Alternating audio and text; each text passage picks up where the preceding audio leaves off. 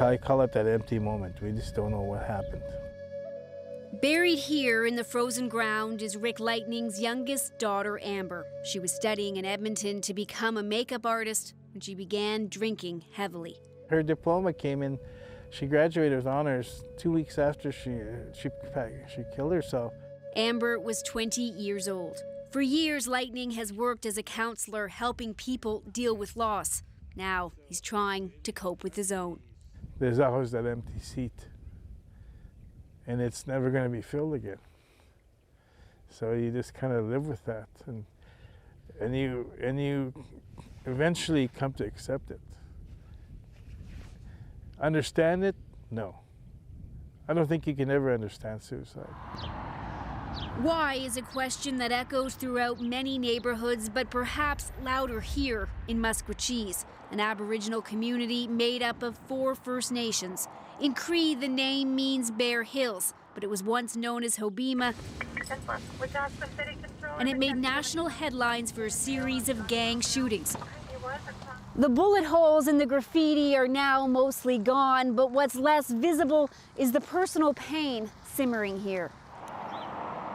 4 years ago, it was just murder. Somebody was killing somebody. And now we're killing ourselves. MONIQUE MAKOKIS is just 16 years old, but calls herself a survivor of suicide. She tried to kill herself when she was in grade 7 and is all too keenly aware of what drives someone to take their own life. Everything leads to thinking that suicide is the easiest way out because that's where they think everything will shut down. All my feelings will go away. All my thoughts will go away. In Alberta, the rate of suicide in First Nation communities is 3 times higher than in other places in the province.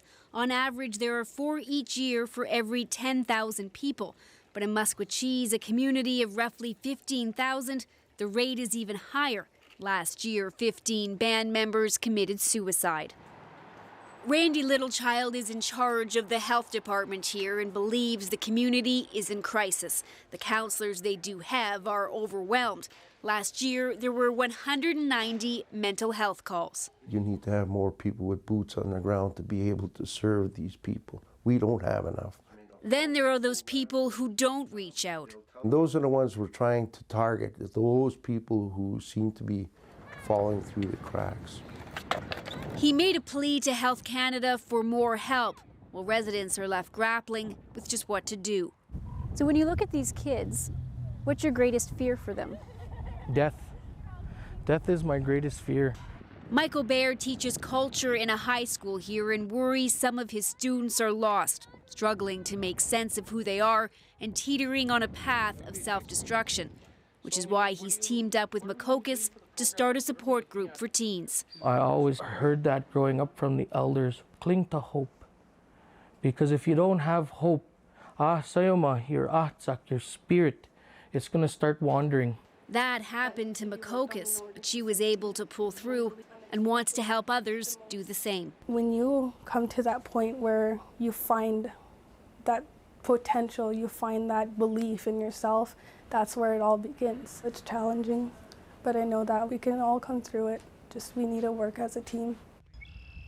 A promising effort, but it's clear there are no easy answers.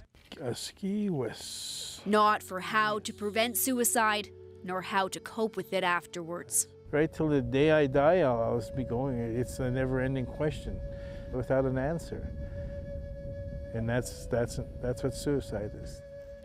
Briar Stewart, CBC News, Maskwacis, Alberta. There's more ahead on The National. We'll be right back.